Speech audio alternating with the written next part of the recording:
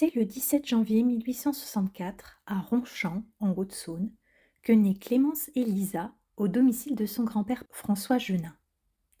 Sa mère, Marie-Hélène Genin, est alors couturière. Sur l'acte de naissance de l'enfant, l'identité du père n'est pas précisée.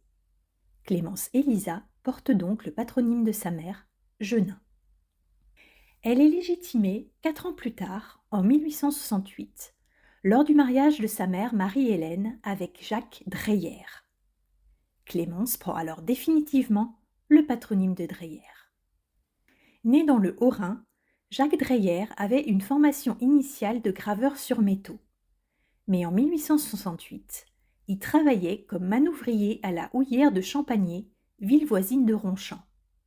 François Genin, le père de Marie-Hélène, étant lui-même mineur, il est probable que c'est ce milieu qui ait favorisé la rencontre du couple. Si la paternité biologique de Jacques n'est pas certaine, il élèvera Clémence Élisa comme sa fille. Clémence Élisa grandit entourée d'une fratrie nombreuse, mais durement frappée par les décès en bas âge fréquents à l'époque.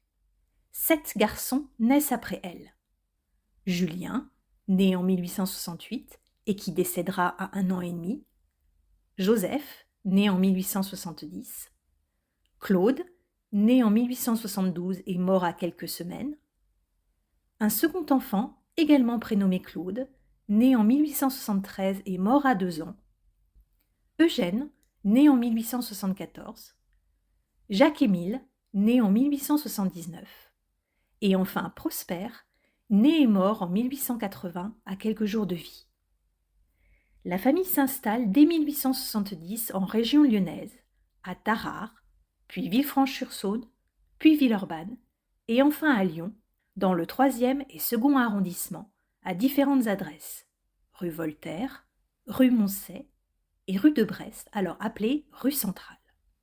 Le 26 juin 1907, Clémence Élisa épouse Dominique Marius Bouchard, banquier lyonnais à la mairie du 1er arrondissement de Lyon. Elle a alors 43 ans et lui 41 ans. Ni l'un ni l'autre n'a contracté d'union préalable. Leur mariage restera sans descendance. Clémence Élisa ne travaille pas, elle s'occupe du ménage. En 1910, Dominique Marius rachète le château du Soleil de Bénaud à Antoine Pacali. Le couple y séjourne régulièrement, tout en conservant leur résidence principale à Rochetaillé-sur-Saône, au nord de Lyon.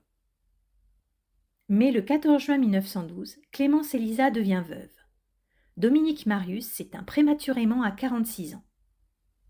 Héritière du château, Clémence Élisa choisit de s'en séparer rapidement et le revend en 1913 à Émile Albert Parcy, mettant un terme à son lien avec Bénaud. À partir de cette époque, nous perdons la trace de Clémence Élisa. On ignore si elle s'est remariée, où et quand elle est décédée. Nous savons toutefois que son père, Jacques Dreyer, est mort en 1918 à Pierre-Bénite et que sa mère, Marie-Hélène Genin, s'est éteinte en 1921 dans le 7e arrondissement de Lyon. Ainsi s'achève la vie de Clémence Élisa Dreyer, épouse d'un banquier lyonnais et propriétaire éphémère du Château du Soleil. Sans descendance, par son choix de revendre rapidement la demeure après la mort de son mari, elle a contribué à écrire à plusieurs mains l'histoire du Château du Soleil.